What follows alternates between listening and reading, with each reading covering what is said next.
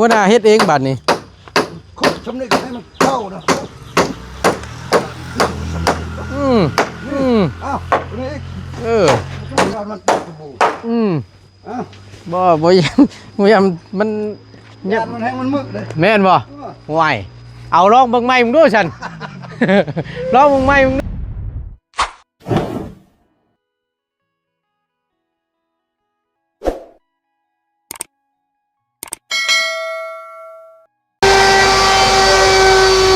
เกือบพี่น้องเอ้ยลืมไปบ่ต้นก็ได้เนาะทาสีบานประตูบาทนี่พี่น้องเลื่อมต้องอยู่แห่งระบอดนี่เหนียวตุ้ยๆเนาะคักพี่น้องเอาก่อนอื่นพี่น้องกราบทักทายสบายดีและสวัสดีพ่อแม่พี่น้อง FC เบิดทุกคนพบเจอกันผู้ที่ตั้งบ่ตูนจะขึ้นมาอัปเดตเบิ่งเพื่อนน้องแต่งจริงก่อนเนาะเพราะว่าบ่ได้เข้ามาเบิ่งทั้งด้านในเพื่อนน้องเพิ่นนี่ก็หลายมื้อแล้วเนาะคือว่ารายการสิงามเหมือนนี้พี่น้องทั้งนี้ก็คัดเก็บรายละเอียดแล้วบาดนี้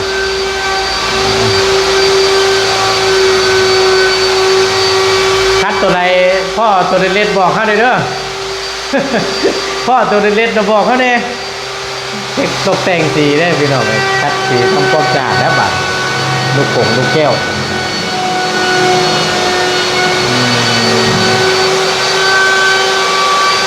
ทาสีของหน้าตรงหน้าต่างกันเนาะเก็บรายละเอียดบรถล็อกบรถโดนมามือกันหนักจะแล้วละพุ่งทักปัญญาบ่ายกำลังเตรียมเข้าบานประตูตัวใหญ่มาเป็นเห็นบ้างใส่ดุกดิโอ้ยขอโทษใดๆนึกว่าผมมีคนโอ้ยเนาะกำลังกันทำความสะอาดไปลองเลยเตรียมจะเก็บตัวนี้น้ำแน่เด้ใส่ปิ้งบังงามละ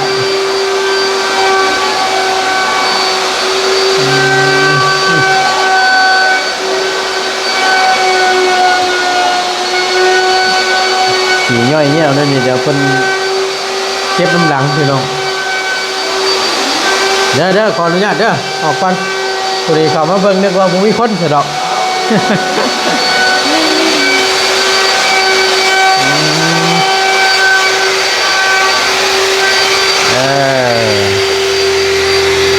ใส่ตัวซ้ำ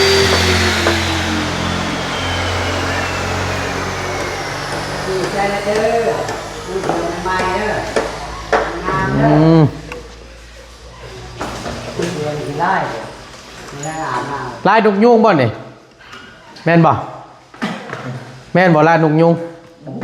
ฮะดุกยุงเนาะโอ้ถ้าสีคักจะได้เนี่ยยักชื่อตัวม้าอะไรตัวฮะยักชื่อลายผู้สาวลายผู้สาวใช่ไหมจักแต่ชื่อลายผู้สาว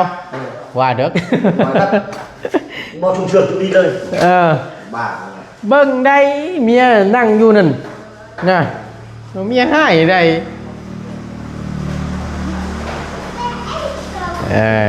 แดนล่องเมื่อกี้นี่ก็ได้ด้านโตใส่บานพับนี่ปึ๊บแล้วนั่งเลยนี่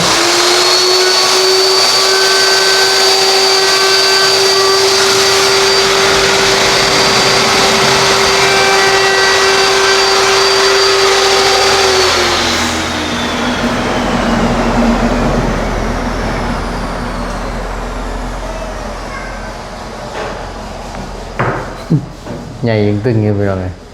คักเรียบร้อย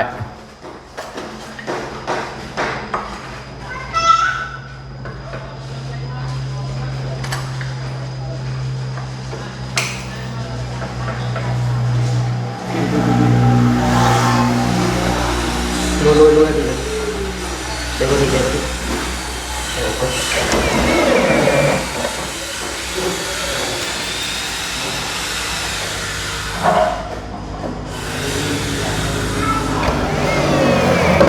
người nhau mỏi không bạn này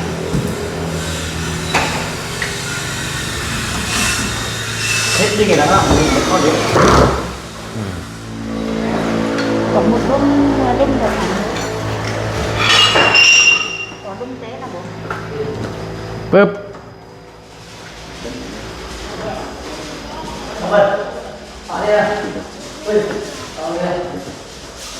đây đây đặt bắt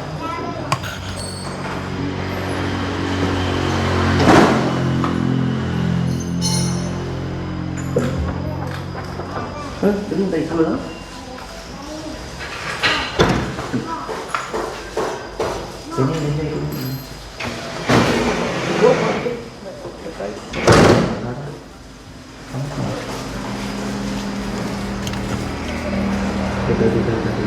đóng cho người đóng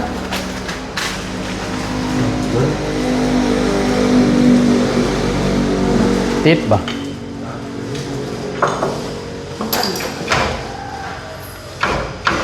mua ốc mà mua nước kia nữa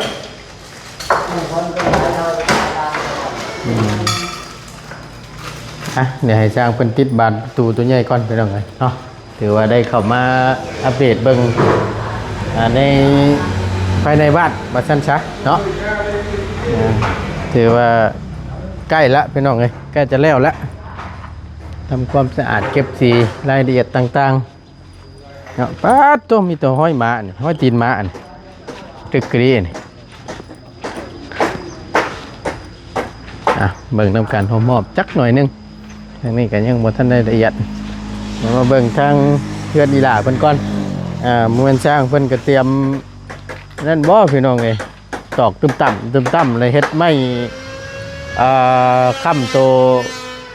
ระเบียงทางขึ้นบ่นั่นเนาะโอ้ออกแดดแล้วบานนี้บ่ตูนก็เว้ากลับกันเลยแดดออกแล้วบานนี้เนาะถือว่าได้ทำตัวนี้พี่น้องตัวค้ำมันทางขึ้นนี้ตัวใส่ระเบียงไม้พนักตรงย้ายลูกติ่งเป็นแล้วได้เบิ้งเล็บงามนั่นเบิ้งกระคักมึงดูเอาเน็บไม้มันจะได้บ่ฮะโอ้ค่อยมันไม่ทอกูมีนะแล้วว่าเล็บกูมีนะขี้ไล่เล็บค่อยงามกว่าว่านะแล้วมีตอบว่าเล็บค่อยนะคือพริกชื่อเล็บค่อยคือพี่อันนั้นเอ้าไม่ใช่เนาะคือพี่บ่งามแหละนั่นนะบ่มันค่อยกินข้าวจนไม่ได้ไม่รู้เลยเฮ็ดได้ซะกูมีบางเทื่อกระจกเขาบอกกินกลางคืนนะเขากินนั่นกินต้มมีเลยกินใส่ไม่ถูกใส่ไม่ถูกเอามันก็ยากคือก็จกข้าวเหนียวบ่ได้บัดนี้เขาจกเขาเลยฮะขอให้กูมีอีกจกมันจกบ่ได้เลยบ่ลึงซั่นบ่กูมีแต่ก่อนคือกันจนเราอยากเอาออกเล็บแล้วเราใส่เท่านึงแต่ค่อยก็เห็นน้าสาวใส่บางงามแล้วค่อยคือใช้แล้วใส่บัตรตัวเองใส่คือเป็นจริงๆคือบ่เป็นคือคิดบ่เห็นหมู่ใส่คือว่างามสิบ่งามบัตรเจ้าของใช้บาดนี่บ่งามลายขี้ได้อันนั้นกินข้าวกับบ่ได้จับอีหยังก็มันยากถือว่าเป็นบทเรียนซะเป็นบทเรียนบ่ต้องเฮ็ดบาดนี่เด้อเฮ็ดก็สิได้เงินลาบแบบนี้จื้อแล้วลาบแล้วจื้อแล้วบ่ต้องเฮ็ดเด้อบาดนี่เฮ็ดให้มันเสียเงินซื่อๆเฮ็ดมาแล้วบ่ภูมิใจในสิ่งที่เจ้าของได้แฮงขี้ลายตึมเนาะแฮงขี้ได้เติมซะกินข้าวก็ยังบ่ได้โอ้พอกินข้าวแล้วมันอยากเขาอยากกินจกมันจกแล้วมันนี่เอาจันๆเด็บบ่มีเด็บคือมือละบ่าวนี่ตัดให้จำๆโลดนี่จับหยังมันก็ง่ายนี่บ่เฮ็ดแล้วบ่เนาะ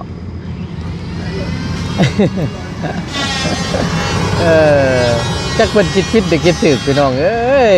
เพชรกับไผเมื่อวานนี่นะ กับเลี้ยง เพชรกับน้องเลี้ยงน้องเลี้ยงก็เฮ็ดบ่ เราบ่ได้เฮ็ดเราว่าสิเฮ็ดคือกัน อ่า แต่ค่อยว่าเบิ่งค่อยคนเบิ่งงามหรือว่างามแต่เฮ็ดสองคนมันเสีย อันนี้นะโมเมนต์ยังดอกพี่น้องมีแต่ขีดินได้สิเข่า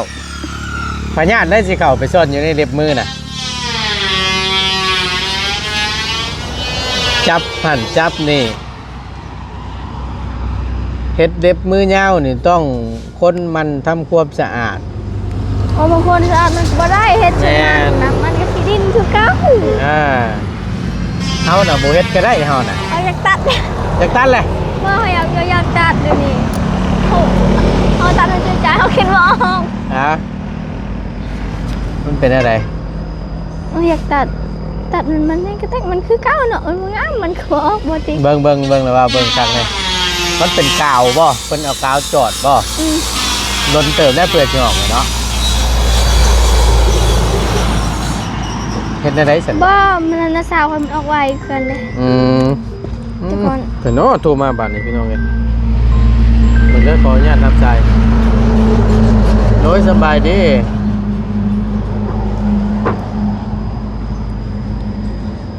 อะไรก็ ช่วงหอดสาขาเดี๋ยวได้จอด อ๋อโดยขอบใจหลายๆเจ้าอ๋อเป็นทางอนุชิตพี่น้อง โทรมาบอกเครื่องฮอดแล้วว่าซั่นสั่งเครื่องเนาะสิตัดจะดีบ่เจ็บเจือ บ่ เอาไว้ก่อน บ่คิดบ่ได้ อยากตัดกันสิลายถ้าจงผัดจับเข่าจกเข่าบ่ได้เฮ็ดได้ซั่นบัด เอ้าให้ได้เห็นเขามันยัก โอ้ยเฮ็ดได้ซั่นบาดนี่พี่น้องเอ้ย เขาตัดอยู่หนึ่งเลย ตัดแล้วมันเป็นอะไรมันเป็นเล็บปลอมเนาะแม่นบ่ มันบ่งาม เล็บบ่งาม ถ้าตัดมันบ่งามให้กันเต้ สลาวคือเล็บแผล แต่มันก็บ่คือ ส่วนลายผู้เพิ่นเฮ็ดเล็บนั่น มัน ผู้ อยู่ เสกผู้สาวผู้เพิ่นเฮ็ดเล็บ แต่เรา ทำ อ เล็บ ยู่แต่เฮือนเฮ็ดเล็บ อยู่ ไทยแน่บ่ได้เฮ็ดอีหยัง มี แต่กินข้าวล้างน้ำแล้วเอาเล็บออก คนบ่เฮ็ดเวียก เออนี่แบบคอยนี่ถ้าไปซ่อนไปยังมันเล็บก็แอกก็แต่มันเก่า นักเลยบาดนี่เต็มอยู่ในโกนเล็บเจ้าหั่นแหละ ไปหาหน่อไม้กันย่างอีกแล้วบาดนี่ อนามัย เอ้ย บ่ถ้าอนามัยใช้เสียมได้อยู่บ่ จับก็บ่ถนัดอีกเล็บมือเจ้าค้ำไว้ว่าเวลาเจ้ากำน่ะ เนี่ย บ่ได้อีกเฮ็ดหยังกันยากนะสิว่าได้กะทรมานคือสั่งนี่ แต่ว่าเกาหันเกานี่ถูกต้อง เก่า เกาหันเกานี่ขั้นหลังบ่เกาบาดนี่ เก่าบ่ได้ยาปานนั้นมันก็ขี้เดียดแหละ เอาจังว่านี่แหละ เนาะแต่ว่าได้สั่ง เก่า มันจะเครียดนั่นแหละชะผม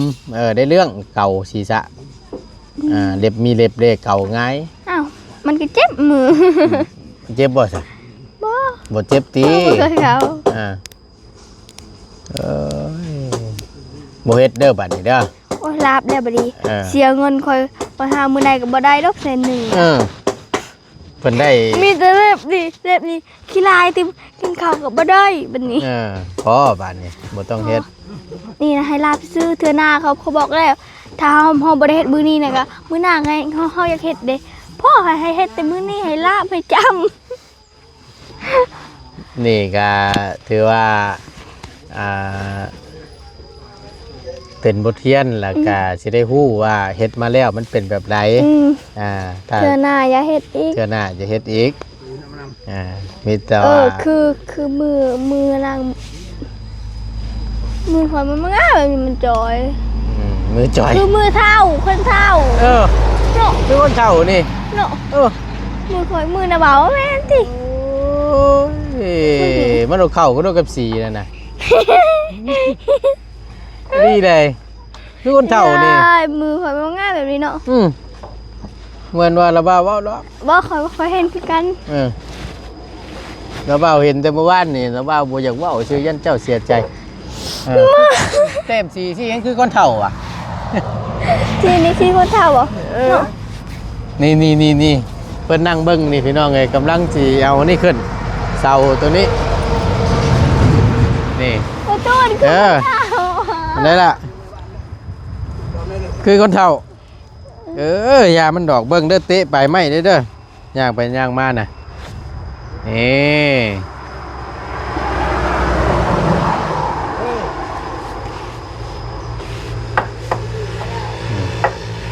เห็นบ่คักอยู่บ่เริ่มแล้ว อาจารย์บอกคุณเดินไปทุกคนเอาบักแตกเลยทุกคนเอาบักมันแตกเลย เรียบร้อยแล้วเนาะ ปลาแล้วก็จะบูนทุกคนเอาบักมันแตกเลยไหม มันตรงพอดี ตัวนั้นเลย แม่น ตัวนั้นเลยจำนั้นแล้วมันแตกแห้ง พาเพื่องเลยเนาะ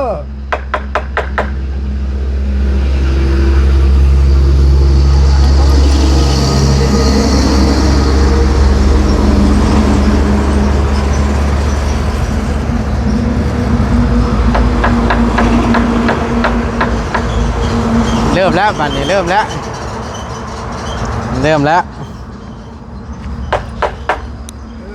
แบบนั้นเลย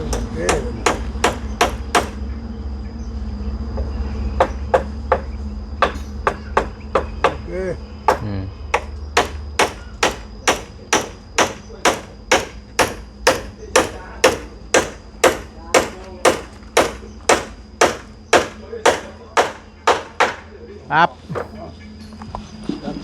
สองเลยสิดอกเดียวสองโลดเนี่ยเอาตรงนี้เงินพวกนี้ทำมันลึกตรงนี้รีโมทนั่นรีโมท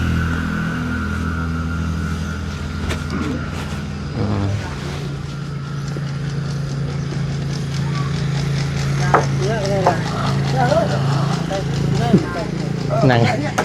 นังเอาเนาะบอดอยู่พี่น้องเอ้ยอีหล่าเพิ่นตื่นแต่เช้าบ่นั่งแย่งเงินงามจนหาวนอนเนาะโอ้ย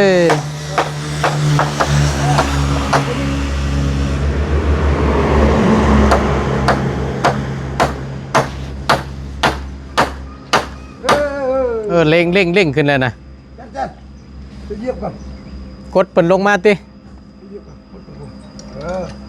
เยียบก่อน ตายเลยมันจะจับนี่เนาะ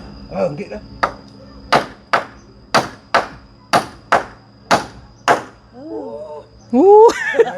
ช่างนี่โอ้ยเนาะ ไม่อ่อนจำนี่ เอาหัวหน้าเฮ็ดเองบัดนี้ คุกจำนี่ก็ให้มันเข้านะอ้าวนี่นี่ยังไม่ได้บ่ฮะช่างลูกพี่ใหญ่จูนละบัดนี้เฮ็ด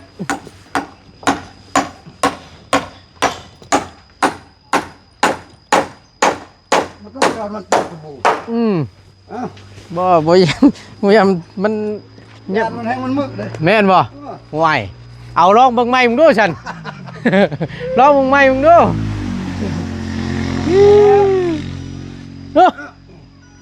โทรศัพท์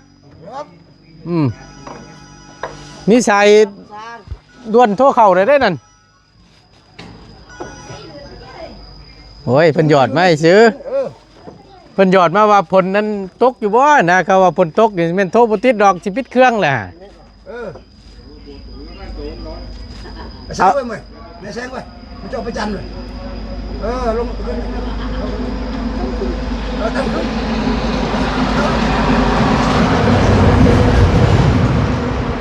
จันละมุดไปเป็นไรแค่เอานั่นยังสำเร็จเลยมาลอยเลยเส้นตัดออกว่าใบกล้วยนี่ตัดออกว่านี่ฮะยันว่ามันตอกมันเกะกะกำตัดแล้วก็เสียวมีดให้เนาะเจดี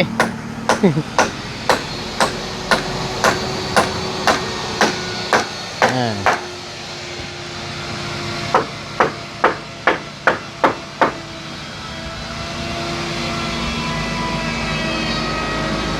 าล็อกเบิ้งบัดนี้แก้มือลูกพี่บอกแล้วเมื่อกี้นี่บ่ต้องย่านมันแตกแล้วว่ะ เจ้าโทรหาไปกันเจ้าได้โทรหาไปเลยครับเจ้าเลยใช่ เจ้าเลยเด้อ ไม่ยังอยู่น้ำกันโทรหากันบ่ว่าเด้อว่าเวลาบาดนี่เพื่อจันบ่เพื่อเจ้าบ่โทรเข้าโอ้โอ้ยยันเมียโทรหาจักฉัน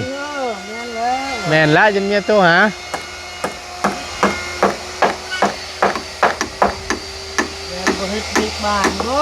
น่านตัวจะหลอกพี่น้องไง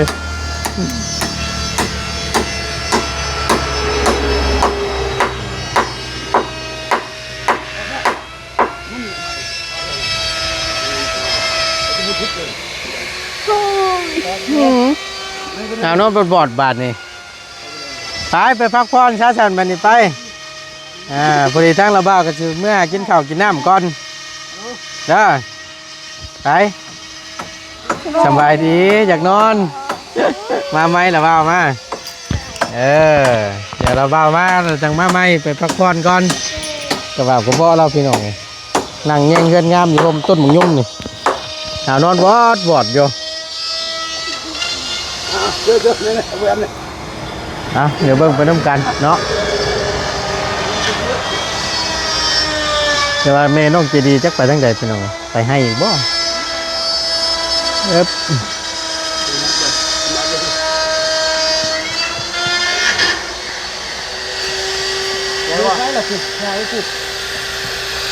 มันพอจะนี่เลยมันข้าวพอดีเลยเจ้าไก่นั่นก่อนจ้ะเจ้าไก่นั่นเทิงก่อนให้มันขึ้นก่อนให้มันขึ้นก่อน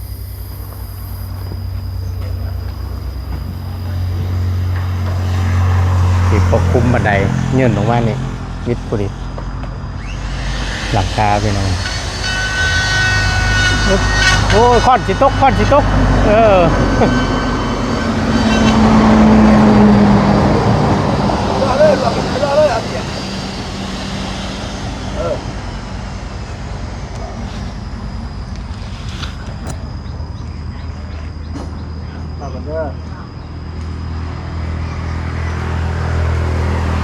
เรื่องเดียว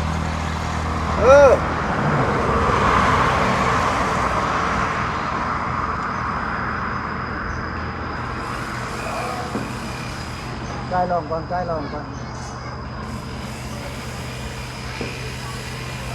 ันเขาก่อนรถผมไปซื้อเข้าก่อนจันเข้าบ่ไม่หลบเลยหรอกวัดเลยเนาะเจ็บคักดีแล้วเราเห็นแห้งโลดต่ำของโลดเห็นบ่เฮ็ดเอาแล้วนั่นแหละเดี๋ยวยินเสียงก้อนดังๆเลย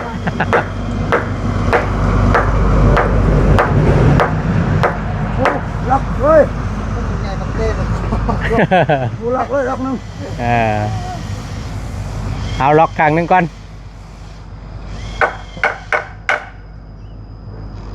มันไม่จ่ายลองบ่ชดมันไม่จ่ายลองชดมันไม่จ่ายลองบ่ไม่ได้จ่ายเปลี่ยนเลยลุดนึงมันจะตัดไปเอาเองเด้อจงไว้ได้เรียบเนาะบ่ได้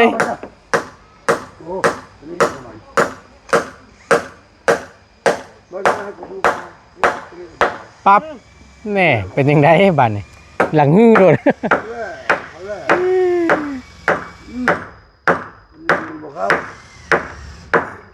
ว่าเฮือนแรงตัวนี้ต้องมันคัดตัวนี้แหละแมนดีแล้วเพื่อมันเหี่ยวแน่นๆฟิตๆไว้อย่างที่แหละใครแน่เอาเช่าต่อเช่านี่ไปได้ยังไง เอาอีก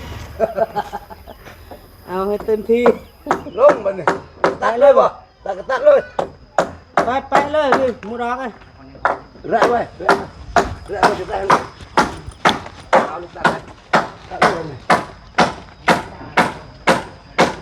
ลงเลยบ่ดิไม่ต้องลุกบ่ดิ ได้ละบัตรนี่ นี่ตัดเลย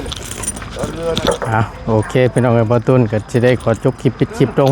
ไปเพียงจำนี้ก่อนเนาะเดี๋ยวเบิ่งน้ำกันในตอนต่อไปพี่น้องเอ้ยว่าจะได้อย่างแน่มื้อนี้เนาะหลังจากที่เพิ่นได้ยกได้ย่อขึ้นเมื่อวานนี้เนาะเดี๋ยวคัดมามื้อที่สอง